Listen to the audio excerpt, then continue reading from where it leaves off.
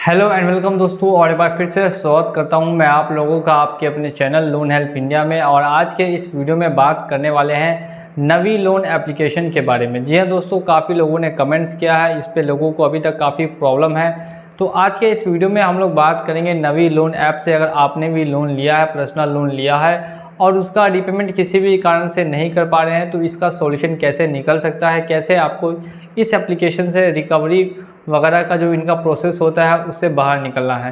तो चलिए वीडियो को करेंगे शुरू। तो वीडियो को शुरू करने से पहले अगर आप हमारे चैनल पे नए हैं और अभी तक चैनल को सब्सक्राइब नहीं किया है तो यहीं आसपास में सब्सक्राइब का बटन होगा, उस पर क्लिक करके सब्सक्राइब कर दीजिए और बेल आइकन को प्रेस कर दीजिएगा। स्टार्ट करते हैं ये वीडियो। बात करते हैं नवी एप्लीकेशन की हिस्ट्री से। तो नवी एप्लीकेशन 5 सालों से ज़्यादा से प्ले स्टोर पर उपलब्ध है। साथ ही में इसके पास RBI का लाइसेंस है और ये एक तरह की NBFC एप्लीकेशन है, यानी कि अगर आप इससे लोन लेंगे तो आपके जो भी डाटा है और सिविल स्कोर के बेसिस पे आपको लोन प्रोवाइड किया जाता है। जब आपको लोन यहाँ पे मिलता है तो इसमें एक दो बातों का आपको ख्याल ये रखना है कि लोन का इंटरेस्ट रेट हमेशा हाई रहेगा, क्योंकि ये पर्सनल लोन है। पर्सनल लोन ज़्यादा रिस्क पे मिलता है, इसी वजह से ये लोग इंटरेस्ट रेट काफ़ी हाई रखते हैं। अब अगर आपने लोन एक बार ले लिया, आपके अकाउंट में पहुँच गया, आपने EMI ड्यू कर दी है, एक EMI पे नहीं कर पा रहे हैं, 2 EMI पे नहीं कर पा रहे हैं, 3 EMI पे नहीं कर पा रहे हैं, आपने 1 साल से एक भी EMI पे नहीं की है, या अगर आपका ड्यू डेट आने वाला है, तो आप सोच रहे हैं कि आखिर कंपनी आपके साथ क्या क्या कर सकती है, कंपनी क्या एक्शन आपके ऊपर लेगी। तो यहाँ पे डिपेंड करता है। लोन अलग अलग अमाउंट के होते हैं, जैसे कि किसी का लोन 1 लाख से कम है, किसी का 2 लाख से ज़्यादा है, किसी का 5 लाख से ज़्यादा है। तो ज़्यादातर यहाँ पे जो लोन मिलते हैं वो 2 लाख से कम के ही लोन मिलते हैं। 2 लाख से ज़्यादा के लोन काफ़ी कम अप्रूव होते हैं। वो डिपेंड करता है सिविल स्कोर पे और उसकी फाइनेंशियल कंडीशन पे कि कैसी फाइनेंशियल कंडीशन है, कैसी जॉब है, उसी के हिसाब से उसको 2 लाख से ज़्यादा का भी लोन मिलेगा।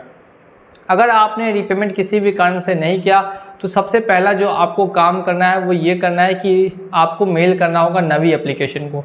नवी एप्लीकेशन को मेल करके उसमें आप क्या लिखेंगे, क्या क्या जानकारी देंगे। आप उसमें ये जानकारी देंगे कि आखिर किस वजह से आपने अभी तक इनका पेमेंट नहीं किया और कब तक आप इनका पेमेंट कर सकते हैं, कितना टाइम आपको लगेगा, किस प्रॉब्लम में आप फंसे हुए हैं। इसका सॉल्यूशन आपको नवी कंपनी की तरफ से ही मिल सकता है। तो सबसे फर्स्ट में आपको नवी को एक मेल लिखना है जिसमें अपनी पूरी जानकारी दे देंगे, आपकी जो लोन ID होगी, आपका फ़ोन नंबर होगा और आखिर क्यों आपने इसका लोन नहीं दिया है वो। एप्लीकेशन वाले जब लोन ड्यू होते हैं तो 1 महीने में 10-10, 20-20 बार ECS बाउंस करते हैं। खास करके नवी एप्लीकेशन में काफ़ी ऐसे केसेस देखने के लिए मिले हैं जहाँ पे ECS लगातार बाउंस होते हैं और ECS बाउंस होने की वजह से जो उनका अकाउंट होता है वो निगेटिव में आ जाता है। तो अगर आपका सैलरी अकाउंट है तो आप सैलरी अकाउंट चेंज कर सकते हैं, या फिर अगर आपका नॉर्मल सेविंग अकाउंट है तो उस अकाउंट में अगर आप ट्रांजैक्शन रोक देते हैं, ट्रांजैक्शन नहीं करते हैं, तो 4-5 साल बाद आपका वो अकाउंट ऑटोमेटिकली क्लोज हो जाएगा। आपको कुछ भी नहीं करना है, सिर्फ और सिर्फ उस अकाउंट में किसी तरह का ट्रांजैक्शन नहीं कीजिए। अगर पैसा माइनस में जाता है तो जाने दे, कोई भी दिक्कत नहीं है। बस आपको याद ये रखना है कि किसी तरह का ट्रांजैक्शन उस अकाउंट में नहीं होना चाहिए। अगर आपके पास जेन्युइन डिफ़ॉल्टर है, किसी कारण से आप पैसा नहीं पे कर पा रहे हैं, तो फिर आपके पास उस कारण का प्रूफ होना चाहिए। जॉब अगर छुट्टी है तो जॉब का कोई रेजिग्नेशन लेटर चाहिए, हेल्थ इशू है तो हेल्थ का कोई आपको लेटर चाहिए कि हेल्थ का इशू है आपके साथ, या कोई और फाइनेंशियल प्रॉब्लम है तो उसका कुछ ना कुछ आपको प्रूफ चाहिए होगा कि आप किसी कंडीशन में फंसे हुए हैं और जिस वजह से आप लोन नहीं दे पा रहे हैं। कंपनी लगातार आपको कॉल करने के साथ साथ आपके रेफरेंस नंबर पे भी कॉल करने की धमकी देती है और कॉल कर भी देती है और आपको फिर परेशान करना स्टार्ट कर देगी कि लोन वापसी कीजिए, नहीं तो आपके ऊपर हम लोग कार्रवाई करेंगे। अब कार्रवाई का क्या सिलसिला है तो वो भी आपको समझना काफ़ी इंपॉर्टेंट है दोस्तों। इतना जल्दबाजी में कोई भी कंपनी आपके ऊपर कार्रवाई नहीं करने वाली है। शुरुआती दौर में तो ये आपको काफ़ी तंग करते हैं, धमकी वगैरह देंगे, लेकिन जब आप इनको 2-4 मेल करेंगे, मेल करके जानकारी दे देंगे, तो उसके बाद जो इनकी धमकियाँ हैं और कॉल्स वगैरह वो आना कम हो जाएंगे और ज़्यादातर रुक भी जाते हैं। अब यहाँ पे जो समय मिला है उस समय में आपको 2 ऑप्शन मिलते हैं, या तो ऑप्शन मिलता है आपको सेटलमेंट करने का या फिर मिलता है फुल पेमेंट करने का। वो डिपेंड करता है आपके फाइनेंशियल कंडीशन पे कि 1 साल बाद क्या आपके पास पूरे पैसे हैं या फिर आधे से कम पैसे आपने इकट्ठा करके रखे हैं वापस लोन को सेटल करने के लिए या फुल पेमेंट करने के लिए। आपके पास दोनों ऑप्शन होंगे। अगर आप लोन का सेटलमेंट किया तो आपका सिविल स्कोर गिरेगा लेकिन आपका लोन क्लोज हो जाएगा, और अगर आपने फुल पेमेंट किया तो आपके सिविल स्कोर पे पॉजिटिव इफेक्ट पड़ेगा और जो आपका सिविल स्कोर है वो गिरेगा भी नहीं। अब यहाँ पे अगर बात करें रिकवरी एजेंट को लेकर, तो नावी के रिकवरी एजेंट अब हर जगह धीरे धीरे करके पहुँचना शुरू हो गए हैं। खास करके 1 महीने के ही अंदर में कभी कभी तो रिकवरी एजेंट घर पे पहुंच जाते हैं। शहर वाले इलाके में पहुंचने के चांसेस ज़्यादा हैं, बाकी गांव वगैरह में अभी भी काफ़ी कम रिकवरी एजेंट आते हैं, क्योंकि गांव में लोगों को ट्रेस करना काफ़ी ज़्यादा मुश्किल है। इसी वजह से रिकवरी एजेंट गाँव में काफ़ी कम दिखाई देंगे। रिकवरी एजेंट का दोस्तों कोई भी इसमें रोल नहीं है, लोन रिकवरी में कोई भी रोल नहीं है। अगर बिना आपकी परमिशन के आ रहे हैं तो आप उनसे 2-3 चीज़ें मांगेंगे जो वो दिखाने में 100% असमर्थ होंगे और आपको नहीं दिखा पाएंगे। आपको उनसे उनकी आईडी मांगनी है, वो आईडी भले ही आपको दिखा दे लेकिन विजिटिंग लेटर नहीं दिखा पाएंगे, ना ही वो आपको कोर्ट का ऑर्डर दिखा पाएंगे। ये सभी चीज़ें जब वो दिखाने में असमर्थ है तो आप उनको बोल दीजिए कि पहले कोर्ट से ऑर्डर लेकर आने के लिए रिकवरी का, तभी आप उनको पैसा पेमेंट करेंगे, वगैरह पेमेंट नहीं करेंगे। अब वो लोग कभी भी आपके खिलाफ कोर्ट वगैरह में केस नहीं करना चाहते। कोर्ट में आखिर केस क्यों नहीं करना चाहते, इसके पीछे सबसे बड़ा कारण है कि कोर्ट में केस करने में टाइम और पैसा दोनों बर्बाद होता है और कंपनी के पास ना तो इतना टाइम है और ना ही इतना पैसा है कि आपके ऊपर केस करे और केस करके अपना पैसा और समय दोनों बर्बाद करे। इसीलिए आपको ऑप्शन यहाँ पे देती है सेटलमेंट करने का भी, और साथ साथ में आपको टाइम भी देगी। जब आपको सहूलियत हो तब आप उसका पेमेंट धीरे धीरे करके या फुल टाइम पेमेंट करके एक बार में पेमेंट कर सकते हैं। सभी तरह की सुविधाएं आपको कंपनी की तरफ से ही दी जाएगी। इन केस कभी कभी क्या होती है कि लोगों के साथ रिकवरी एजेंट या कॉल एजेंट बदतमीजी कर देते हैं या गाली गलौज कर देते हैं, काफ़ी कम देखा जाता है लेकिन ऐसा कभी कभी हो जाता है।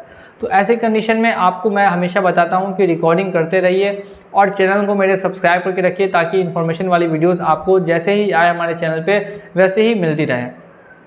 अगर कुछ भी आपके साथ ऐसा होता है या ऐसी अप्रिय घटना होनी नहीं चाहिए, वैसे कंपनी की तरफ से काफ़ी रेप्यूटेड कंपनी है, लेकिन अगर कुछ भी ऐसा होता है तो आप उनके खिलाफ RBI में या फिर साइबर क्राइम में भी मेल कर सकते हैं कि देखिए आपको किस तरह की ऑनलाइन ऐप के वगैरह से धमकी दी जा रही है या फिर आपके साथ बदतमीजी की जा रही है। जब ये मेल आप करने के बाद सेम मेल नावी को भेजेंगे कि मैंने आपके खिलाफ कंप्लेन कर दी है, तो नावी उस पर आपको दावा करेगी कि एक्शन लेने का, और एक्शन लेगी भी। आखिर एक्शन क्यों न ले, इतनी बड़ी कंपनी होकर अगर वो कुछ गलत काम करती है तो उसका इमेज पूरी तरह से ख़राब होता है, और RBI भी इसमें बार बार चेक करती है कि अगर बार बार ऐसा कुछ किया जाता है कंपनी के द्वारा तो उस पर फाइन भी इम्पोज किया जाता है, साथ में कंपनसेशन भी पे करना पड़ता है जिस कस्टमर ने कंप्लेन किया है उस कस्टमर को।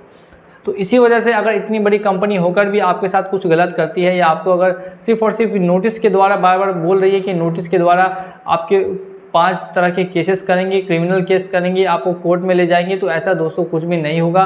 नोटिस वगैरह में लिख दिया जाता है कि आपके खिलाफ केस होने वाला है या केस होगा हाई कोर्ट में, सुप्रीम कोर्ट में, लेकिन इतनी जल्दबाजी में मैंने बता दिया कि किसी तरह का केस वगैरह नहीं होगा। अगर आप पेमेंट नहीं भी करते हैं तो ज़्यादा से ज़्यादा ये लोग क्या कर सकते हैं, तो ध्यान से सुनिएगा। पेमेंट ना करने के केस में ये सिर्फ और सिर्फ आपका जो सिविल स्कोर है जिससे कि आपको लोन मिलता है, उस सिविल स्कोर को ये काफ़ी ज़्यादा डाउन कर देंगे। ये इनका मेन दोस्तों उपाय है। इसके अलावा इनके पास कोई भी अधिकार नहीं है आपके खिलाफ किसी तरह की कार्रवाई वगैरह करें या आपको कहीं पर, अगर इन केस आपके खिलाफ केस करते हैं तो फिर आपके नोटिस में आपको चेक करना होगा कि क्या केस नंबर मेंशन किया हुआ है। अगर केस नंबर मेंशन किया है तभी समझेंगे कि आपके ऊपर केस हुआ है, वरना आपके ऊपर कोई भी केस नहीं हुआ। जो नोटिस आपको आया है वो फालतू नोटिस है, फेक नोटिस है, उस पर आपको ध्यान नहीं देना है। काफ़ी लोग मुझसे ये बार बार कमेंट करते हैं लेकिन पूरा वीडियो नहीं देख पाते, इसी वजह से उनको जो जानकारी मिलता है वो आधा अधूरा जानकारी मिलता है नोटिस और रिकवरी एजेंट को लेकर, जो मैंने इस वीडियो में पूरी तरह से क्लियर कर दिया। तो जिन्होंने भी मेरा वीडियो देखा है उनको मैं बहुत बहुत धन्यवाद देना चाहूँगा वीडियो देखने के लिए। साथ ही में वीडियो पसंद आया हो तो वीडियो को लाइक कीजिएगा और आसपास में ही कहीं पे सब्सक्राइब का बटन होगा तो सब्सक्राइब के बटन को दबा दीजिए। बेल आइकन को भी प्रेस करना नहीं भूलिएगा। इसी तरह की वीडियोस हमारे चैनल पे आती रहती है। तो चलिए चलता हूँ आज के इस वीडियो में, मिलेंगे अगली वीडियो में बहुत जल्द।